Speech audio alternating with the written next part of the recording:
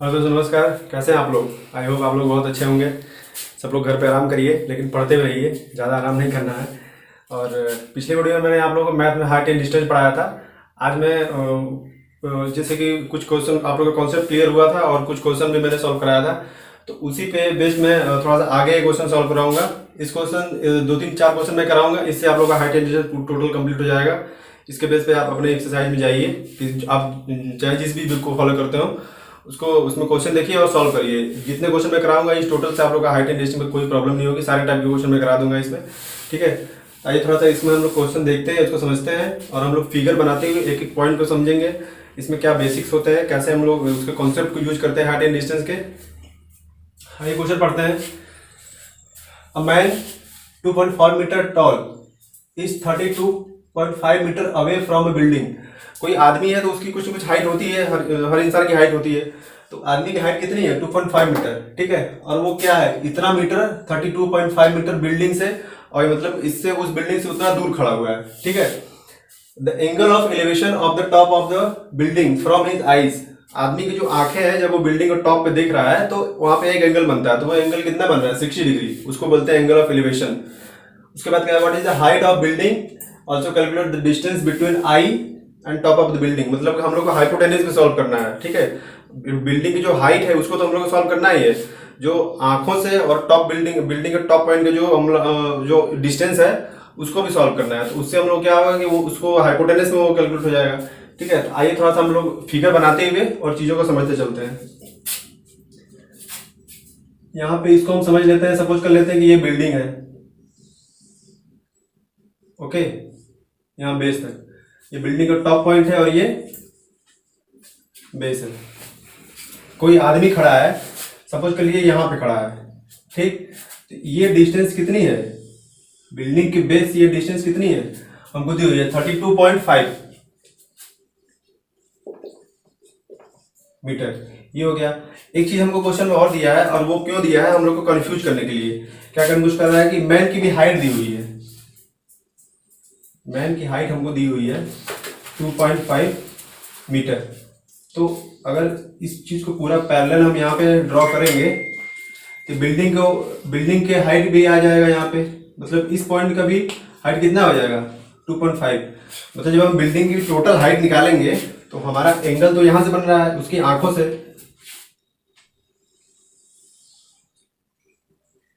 ठीक है। अब इस क्वेश्चन में कॉन्सेप्ट क्या है उसको हम आपको समझा देते हैं। जैसे कि देखिए, ये आदमी है, ठीक है। यहाँ उसकी आंखें हैं, यहाँ से देख रहा है, तो यहाँ से एंगल बन रहा है कितना?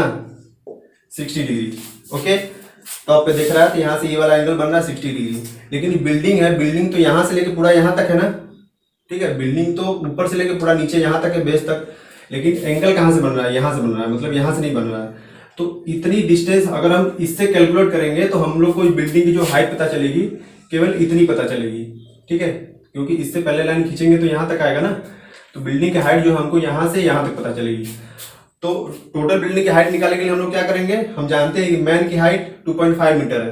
तो पैरेलल लाइन ड्रॉ की है, तो ये जो वाली जो हाइट है यहाँ से लेके यहाँ तक, ये भी आपकी आएगी 2.5, ओके। तो इस चीज से जो हाइट हमारी निकलेगी उसमें हम 2.5 को ऐड कर देंगे तो टोटल बिल्डिंग की हाइट हमको मिल जाएगी, ओके। अब सारी चीज आप लोगों को समझ में आ गया है। यहाँ पे हम नेमिंग कर देते हैं, इसको दे देते हैं डी, कुछ बचता है इसको दे दीजिए ई, ठीक है। अब हमको बिल्डिंग की हाइट ये ड्रॉ करनी है, ठीक है। ये ए और बी, ये वाला पॉइंट डी है, इसको नहीं छुएंगे। तो अगर हम इसकी बात करें, हम ट्राइंगल ये वाला और इस ट्राइंगल की बात करते हैं, तो यहाँ पे 60 डिग्री एंगल बन रहा है। तो 60 डिग्री हम लेंगे तो हमको हमको परपेंडिकुलर में और बेस में रिलेशन दिख रहा है ना। तो वो परपेंडिकुलर और बेस में रिलेशन किस में दिखता है? हमको tan में। तो हम tan की बात करेंगे यहाँ पे। tan 60 इक्वल टू, अब 60 डिग्री इस एंगल के लिए परपेंडिकुलर ये होगा, तो क्या होगा? ए बी, मतलब परपेंडिकुलर लेंगे ए बी अपॉन, बेस क्या है यहाँ पे? BC। बेस को ले लिया हम लोग BC। अब हमको यहाँ पे पता कुछ नहीं है, लेकिन ये जो बेस है, ये बेस हमको यहाँ पे पता है, बाकी हाइट हमको निकालनी है। तो बेस की जगह हम 32.5 रख सकते हैं। यहाँ पे tan 60 का वैल्यू भी हम लोग को पता होना चाहिए। पिछली वीडियो में हम लोग को उसको निकालना हम लोग आप लोग बताए थे कि कैसे सारे एंगल्स की वैल्यू हम लोग निकालते हैं। तो tan 60 की वैल्यू आप लोग को याद होनी चाहिए, √3 होती है, इक्वल टू AB की वैल्यू हमको नहीं फाइंड है, AB की वैल्यू हमको फाइंड करनी है। ओके, BC की वैल्यू हमको पता है कितना, 32.5 ये हो गया। अब अगर हम क्रॉस मल्टीप्लिकेशन करेंगे, सबके अपॉन में 1 होता ही है, ये तो अंडरस्टूड है। तो इसका मल्टीप्लाई इसमें होगा और इसका मल्टीप्लाई इसमें होगा, तो ये AB इक्वल टू कितना हो जाएगा, AB इक्वल टू आपका हो जाएगा 32.5 और ये इंटू √3। ये √3 इरेशनल नंबर है। अगर आप चाहें इसको सॉल्व करना चाहें तो √3 की एक वैल्यू होती है, उसको आप रख सकते हैं 1.74 ऐसे करके कुछ होती है। नहीं तो अगर आप नहीं सॉल्व करेंगे तब भी कोई बात नहीं होती है। ये इतना मल्टीप्लाई √3 ये रेशनल नंबर है, वो सॉल्व नहीं होता है, ये भी आपका आंसर हो सकता है। ओके, अब देखिए, मतलब हमको ए बी फाइंड हुआ है। ए बी मतलब क्या, यहां से लेके यहां तक की हाइट, लेकिन और ये बिल्डिंग की टोटल हाइट नहीं है, क्योंकि बिल्डिंग टोटल यहां तक है, ठीक है। ये वाली हाइट कौन सा है, जो आदमी की आइस के लेवल में जितना चीज आएगा वही हाइट है, लेकिन हमसे बिल्डिंग की टोटल हाइट पूछा है, तो इस वाली 2.5 को भी ऐड करेंगे, तब जाके बिल्डिंग की टोटल हाइट हमको कैलकुलेट होगा। तो हमको वो चीज पता चल गया है, हम यहाँ लिख देंगे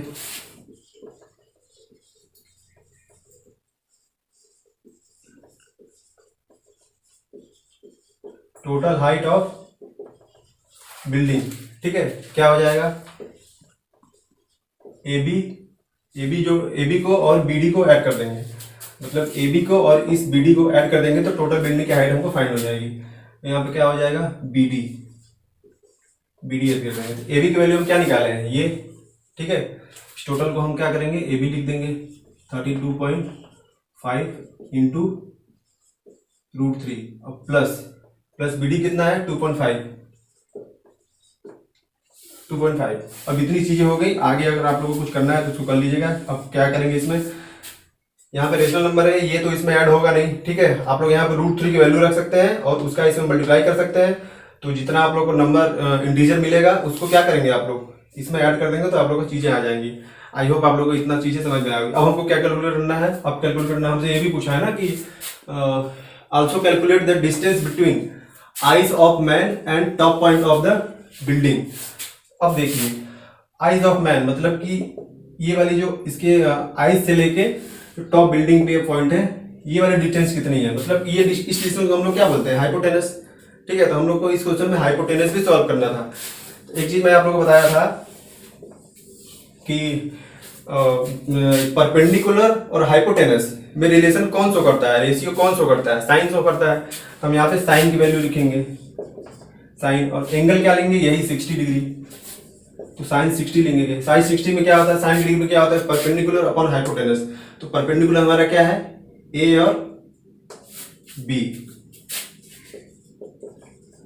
अपॉन हाइपोटेनस क्या है, ए और सी, ए सी। और अभी हम लोगों ने ए बी की वैल्यू फाइंड की है यहाँ पे, ठीक है। तो ए बी की जगह इसको रख देंगे और ए सी हमको निकालना ही है, और साइन 60 की वैल्यू रख देंगे, हमारा आ जाएगा। इसको क्या करेंगे, साइन 60 की वैल्यू कितनी होती है, √3/2 इक्वल टू ए बी की वैल्यू हम लोग ये कैलकुलेट किए हैं 32.5 इंटू √3 अपॉन क्या है, ए सी। ओके, यहाँ पे हमारा क्या होगा, क्रॉस मल्टीप्लीकेशन। इसको क्रॉस मल्टीप्लीकेशन करेंगे तो ए सी इक्वल टू क्या हो जाएगा, मतलब कि ए सी का मल्टीप्लाई यहाँ पे होगा तो √3 ए सी आएगा इक्वल टू 2 का मल्टीप्लाई इधर हो जाएगा। तो मल्टीप्लाई हो तो आप कर सकते हैं, 2 5 जा 10, यहाँ पे 0 हो जाएगा, कैरी 1, 2 2 जा 4, 5 हो जाएगा, 4 + 1 5, 2 3 जा 6, और डेसिमल एक डिजिट पहले डेसिमल लगेगा। मल्टीप्लाई में क्या होगा, √3 आपका रहेगा, ठीक है। तो √3 AC इक्वल टू इतना आ गया। अब हमको फाइंड करना है केवल AC, तो 3 को भी ट्रांसफॉर्म करके उधर भेज देंगे। तो यहाँ पे AC equal to 65 into point के बाद 0 है, इसका कोई मतलब नहीं है, ये टोटल इंटीजर हो गया आपका 65, यहाँ पे √3 हो गया, ठीक है। यहाँ पे √3 इधर आएगा, ट्रांसफॉर्म होकर इधर आएगा, और √3 से कैंसिल हो जाएगा। तो AC इक्वल टू कितना आ गया, 65, ये आपको निकल गया आइज से लेके बिल्डिंग के टॉप पॉइंट का उसका लेंथ। तो एसी हम लोग ऐसे कैलकुलेट कर लिए और उसका जो बिल्डिंग की हमारा हाइट था उसको ऐसे कैलकुलेट कर लिए। तो चीज़ें थोड़ा सा हो गई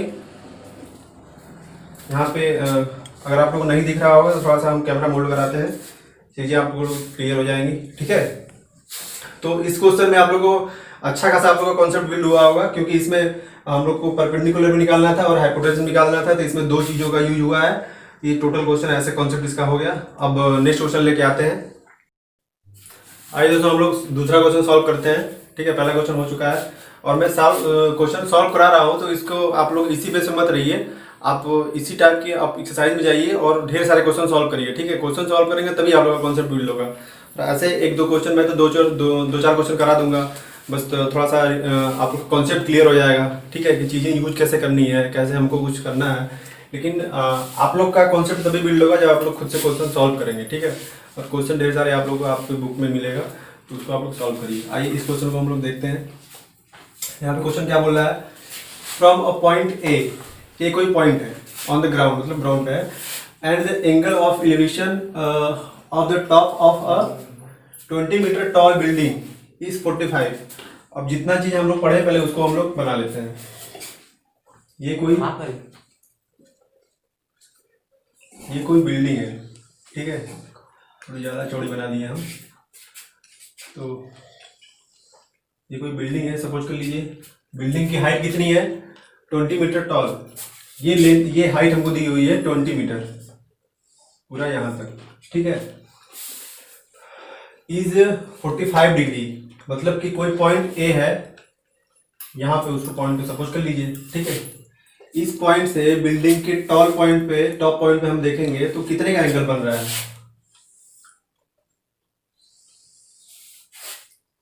ये वाला जो एंगल है ये हमको दिया हुआ है कितना, 45। ठीक है, ये हमको एंगल दिया हुआ है 45 डिग्री। और आगे क्या बोल रहा है, a flag is hoisted at the top of the building and the angle of elevation of the top of the flag staff from A is 60 degree. एक चीज और यहाँ पे दिया हुआ है, कितनी चीजें समझ में आ गई। ये बिल्डिंग है, कोई यहाँ से देख रहा है और बिल्डिंग 20 मीटर हाइट है। उसके बाद सेकेंड कंडीशन क्या बोला है कि एक फ्लैग है यहाँ पे,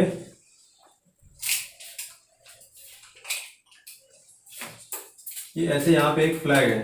ठीक है, कोई भी फ्लैग ले लीजिए।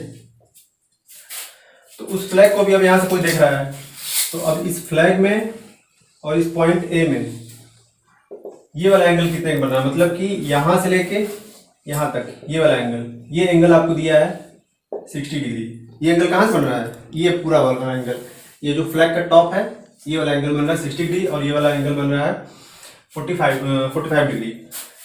Find the length of the flag step and the distance of the building from a point A, मतलब कि ये जो बिल्डिंग है इस पॉइंट ए से कितनी दूर है, मतलब कि ये वाली डिस्टेंस। ठीक है, ये वाली डिस्टेंस हमसे पूछा गया है, ये पूछा गया है। और एक चीज क्या पूछा गया है, फ्लैग की लेंथ कितनी, मतलब फ्लैग की हाइट कितनी है।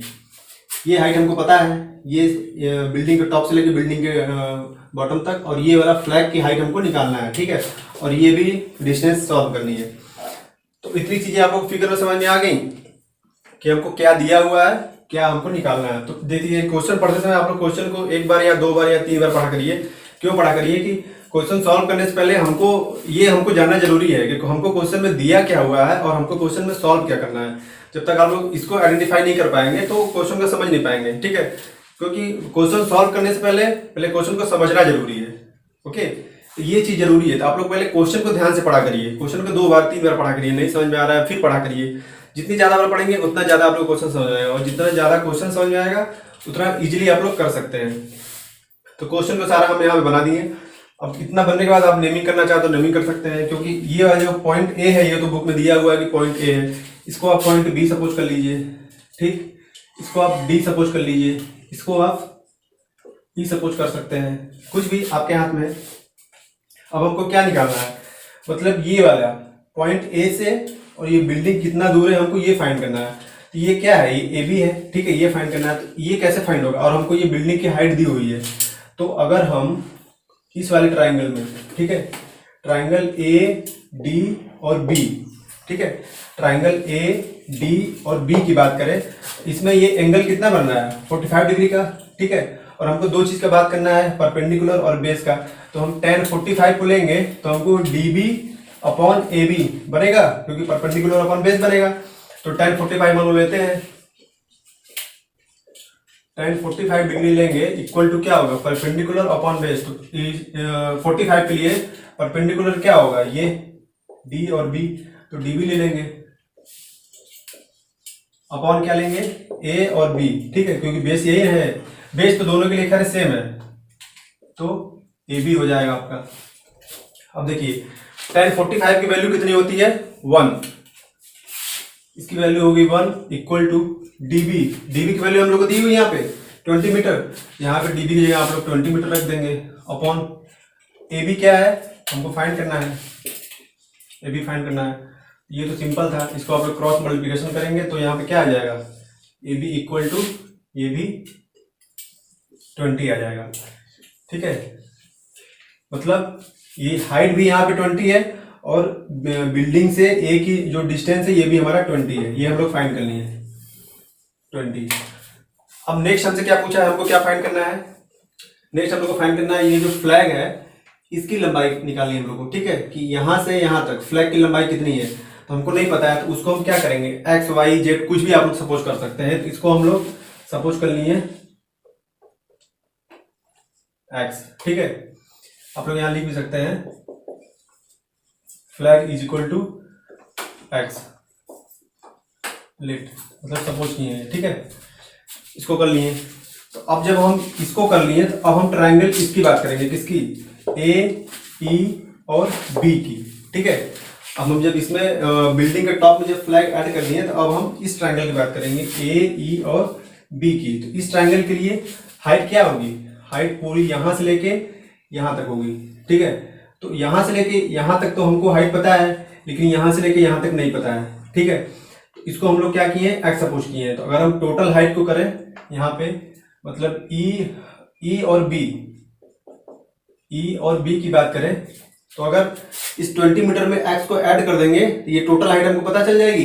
उसको कर लेते हैं पहले, तो कितना हो जाएगा 20 प्लस एक्स। इस हाइट में भाई, इस हाइट में यहाँ तक ये हमको पता ही है, ये नहीं पता है, इसको हम एक्स सपोज किए हैं। तो इसमें अगर हम एक्स को प्लस कर दें तो हमको क्या ई भी पता चल जाएगा, ठीक।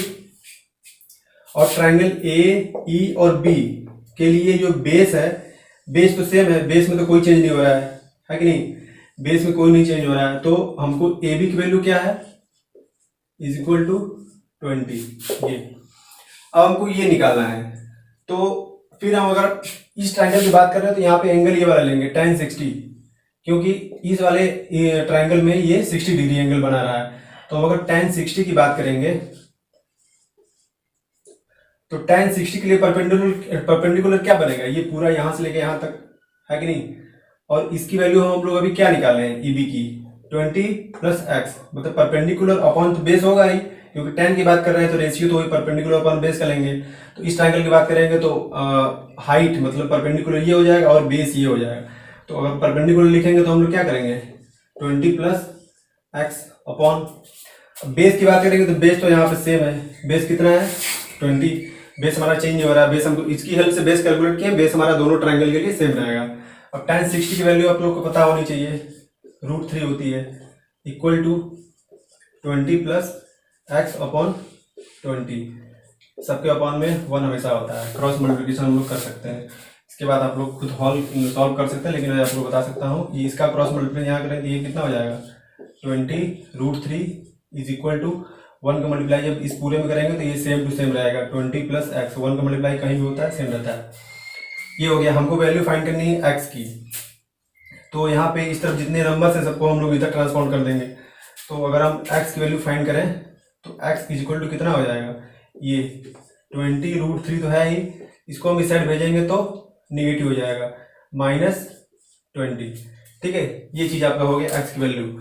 अगर आप कॉमन लेना चाहते हैं तो कॉमन भी ले सकते हैं, एक्स इज इक्वल टू 20 को कॉमन लेंगे तो यहाँ पे क्या बचेगा, √3 - 1 आप लोग की ये क्या है, फ्लैग की वैल्यू। अगर आप नंबर्स निकालना चाहते हैं तो √3 की वैल्यू रख दीजिए, वो निकल जाएगा। तो आप लोग का ये भी क्वेश्चन सॉल्व हो गया। ओके, हम लोग को बेस निकालना था, बेस निकल गया, फ्लैग की हाइट निकाली थी, ये भी निकल गई। तो चीजें आप लोग उसको देखिए कि हम कैसे वैल्यू को पुट कर रहे हैं। क्या हमको इसमें आप लोगों को कुछ अपना जैसे कि कॉमन सेंस में लगाना पड़ता है कि एक्स सपोज किए हैं तो फिर हम इस हाइट को कैसे मेजर कर सकते हैं, तो इसमें ये ऐड कर दिए। तो यही सब चीजें मैं आप लोगों को सिखाना चाहता हूँ कि क्वेश्चन में जो दिया हुआ है उसको आप लोग देखिए, ठीक है, और अपनी तरफ से कितना एफर्ट कर सकते हैं क्वेश्चन में वो भी करिए। और धीरे धीरे चीजें आप लोग को आ जाएंगी, लेकिन आएंगी कब, जब आप लोग प्रैक्टिस करेंगे। और कॉम्पिटेटिव एग्जाम है लेकिन प्रैक्टिस करिए, क्योंकि क्वेश्चन को जब तक प्रैक्टिस नहीं करेंगे, क्वेश्चन को जब तक फील नहीं करेंगे, सॉल्व नहीं कर सकते हैं। ट्रिक के चक्कर में पड़िए, ट्रिक देखेंगे बस, शॉर्ट ट्रिक देखेंगे, क्वेश्चन पढ़ेंगे तो आप बस वैल्यू सर्च करेंगे कि उस ट्रिक में कौन सी वैल्यू हम पुट कर सकते हैं। तो वैसा नहीं करना है, वैसे पढ़ाई नहीं होती है। एक्चुअल अंडरस्टैंडिंग ये होनी चाहिए, ठीक। क्वेश्चन हम अगर आप क्वेश्चन ऐसे हम लोग सॉल्व कर लेंगे, तो मैं आप लोगों के लिए बताने के लिए मैं इतना कर रहा हूँ। अगर ये हमको सॉल्व करना होता मैं केवल 2 स्टेप में कर सकता, आधा कैलकुलेशन आपके माइंड में ही हो जाएगा, ठीक है। तो वैसी एबिलिटी आप लोग अपने अंदर इंप्रूव करिए, क्योंकि ट्रिक के चक्कर मत पड़िए। अगर इस क्वेश्चन में आप लोगों को थोड़ा बहुत घुमा भी देगा ना, तो आप लोग उसको पकड़ सकते हैं, लेकिन ट्रिक याद रहेगा तो नहीं कर सकते हैं, ठीक है। आइए 1-2 क्वेश्चन और करते हैं हम लोग। आइए दोस्तों, हम लोग क्वेश्चन नंबर 3 करते हैं, ठीक है। क्वेश्चन नंबर 3 करेंगे, इससे आप लोग को बहुत सारी चीजें समझ में आएगी। आज की वीडियो में 3 क्वेश्चन काफी है। इसके बाद आप लोग का काम शुरू होता है कि आप लोग ज्यादा प्रैक्टिस करें, अपना बुक उठाइए और जितना भी क्वेश्चन हार्ट एंड डिस्ट्रिक्ट का है सबको सॉल्व करिए, सबको सॉल्व करने की कोशिश करिए, आप लोग को अच्छे समझ में आ जाएगा। आइए हम लोग देखते हैं क्वेश्चन नंबर 3।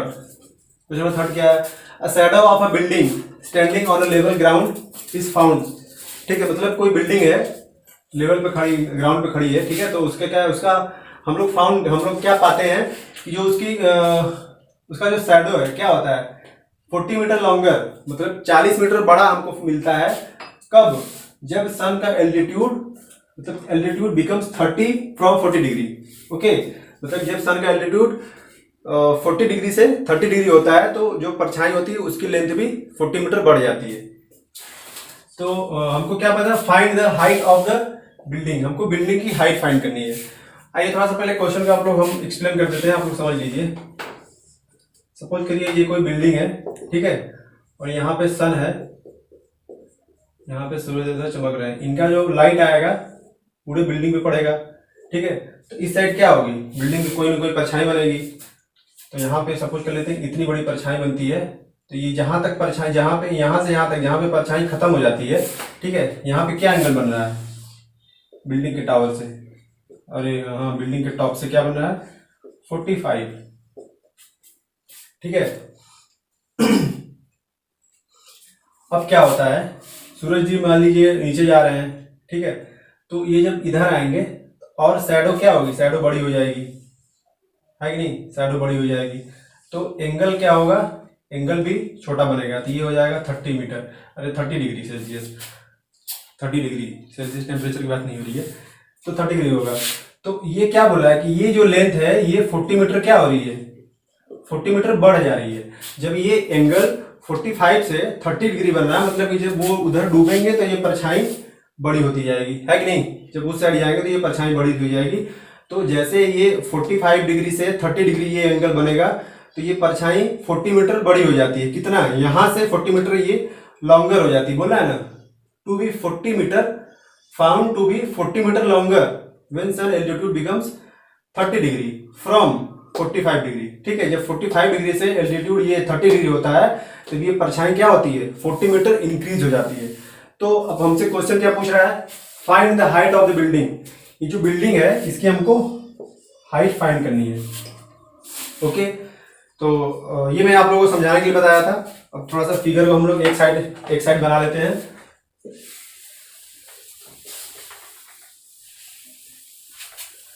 फिगर देखिए क्या बनेगा ऐसे,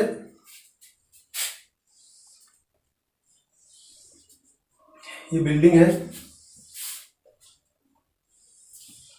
ये इतनी बड़ी परछाई है, तो एंगल क्या था 45, ओके, 45 डिग्री। अब ये एंगल जब 30 डिग्री होता है, ठीक है, जब ये एंगल क्या होता है 30 डिग्री होता है, तब ये जो है 40 मीटर बढ़ जाता है, क्या होता है 40 मीटर ये बढ़ जाता है, यही क्वेश्चन हमको दिया हुआ है। और तो हमको फाइंड क्या करना है, हमको फाइंड करना है हाइट ऑफ द बिल्डिंग। हमको ये इस बिल्डिंग की हाइट फाइंड करनी है। अब देखिए इसमें हम लोग को कई चीज़ें नहीं पता है, जैसे क्या नहीं पता है, ये हम लोग को नहीं पता है, ये तो हम लोग को पता है, अरे सॉरी ये क्या पता है, ये भी निकालना है हम लोग को। हमको पता क्या है, केवल इतना, और ये दोनों एंगल पता है। ठीक है, आइए हम क्वेश्चन में जितना फिगर है सबका नेमिंग कर लेते हैं। तो हम इसका नेमिंग करेंगे तो ये इसको सपोज कर लिए ए बी, इस पॉइंट को सी, इस पॉइंट को डी। ठीक है, अब देखिए हमको ये पता करना है, ये भी हमको नहीं दिया हुआ है। ठीक है, नहीं दिया हुआ है, तो इसको भी हम लोग क्या कर लेते हैं, इसको हम लोग एक्स मान लेते हैं। और ये सपोज कर लिए हाइट है, ये भी नहीं पता है, तो इसको हम लोग क्या करेंगे, इसको एच ले लेंगे। ठीक है, आइए थोड़ा सा हम लोग सॉल्व करें क्वेश्चन को। अगर हम ट्राइंगल ए बी और सी की बात करेंगे, ठीक है, ट्राइंगल ए बी और सी की बात करेंगे, तो इसमें ट्राइंगल ए बी सी में एंगल क्या है 45 डिग्री। तो हम क्या इसमें और इसमें मतलब परपेंडिकुलर और बेस में हमको रिलेशन देखना है, तो हम क्या करेंगे, tan की बात करेंगे। तो यहाँ पे tan 45 डिग्री इक्वल टू क्या होगा, A B upon B C, मतलब ये हाइट हो गई परपेंडिकुलर अपॉन बी सी। इस ट्राइंगल की बात करें तो बेस यहीं तक होगा, है कि नहीं, बी और सी तक बेस होगा। तो हम करेंगे A B upon B C हो गया। ठीक है, tan 45 की वैल्यू आप लोग जानते हैं 1 होता है, इसको हम लोग 1 लिख देंगे। इक्वल टू ए बी क्या है, हाइट है, h लिख दीजिए। बी सी क्या सपोज किया हम लोग, x है, x हो गया। ठीक है, क्रॉस मल्टीप्लिकेशन करेंगे तो आपका आ जाएगा h इक्वल टू एक्स। ये एक चीज हमको फाइंड हो गया, इसको मान लीजिए इक्वेशन नंबर फर्स्ट, या कुछ भी अपने हिसाब से मान सकते हैं। तो एक ट्राइंगल की बात हम लोग कर लिए। अब हमको क्या करना है, दूसरे ट्राइंगल की बात करेंगे, मतलब ट्राइंगल ए बी और डी की बात करेंगे। तो ए बी और डी में क्या एंगल क्या बन रहा है, ये 30 डिग्री। तो ट्राइंगल ए बी डी में, ठीक है, इस एंगल के लिए परपेंडिकुलर क्या है, परपेंडिकुलर तो यही होगा, है कि नहीं, परपेंडिकुलर तो यही होगा, लेकिन इसके लिए बेस क्या होगा, ये बी और सी प्लस डी सी। जब इस बीसी में इस डीसी को ऐड करेंगे तब ना इस ट्राइंगल के लिए पूरा बेस तैयार होगा, है कि नहीं। ट्राइंगल ए बी डी के लिए बेस तो पूरा यहां से लेके यहां तक ना होगा। तो यहां से लेके यहां तक का हमको डिस्टेंस लेंथ हमको नहीं पता है, लेकिन यहां से लेके यहां तक का हमको पता है। ठीक है, जो क्वेश्चन में दिया था कि परछाई 40 मीटर बड़ी हो जाती है। ठीक है, तो इसके लिए बेस हम लोग क्या ले लेंगे, मतलब बीडी हम लोग क्या कैलकुलेट कर लिए, बी और डी। बीडी हम लोग कैलकुलेट कर सकते हैं x प्लस 40, हो सकता है x प्लस 40। ठीक है,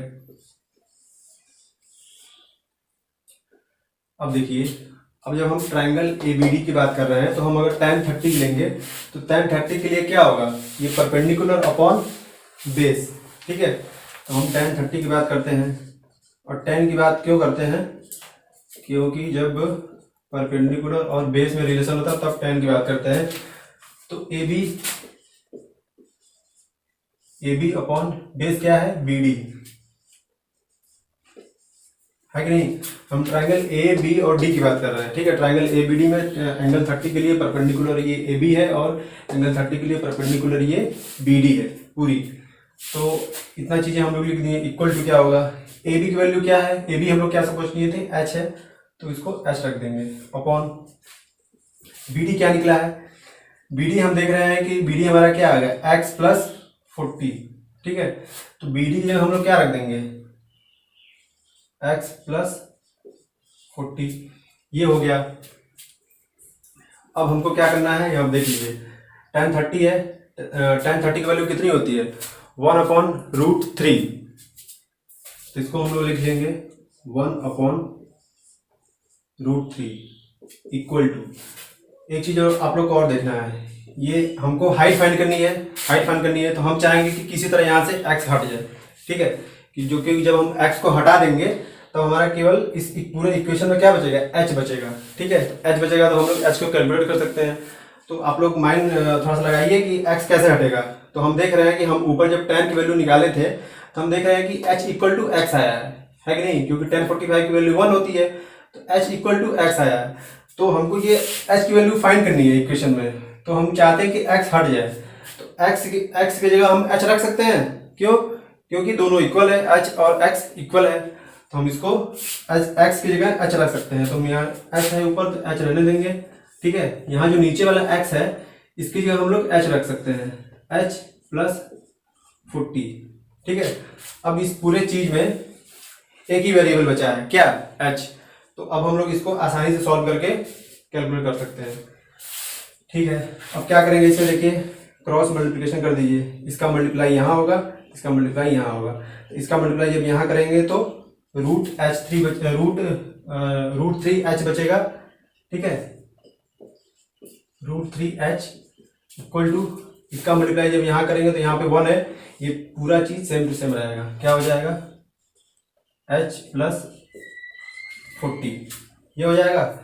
अब क्या करेंगे, इस चीज को हम लोग h है वेरिएबल, इसको इस साइड भेजेंगे तो क्या हो जाएगा, रूट 3h, ये जब पॉजिटिव h है इस साइड आएगा तो निगेटिव हो जाएगा, माइनस h हो जाएगा, इक्वल टू क्या आएगा 40। और हमको h की वैल्यू फाइंड करनी है, यहाँ भी h है, यहाँ भी h है, h कॉमन ले लीजिए,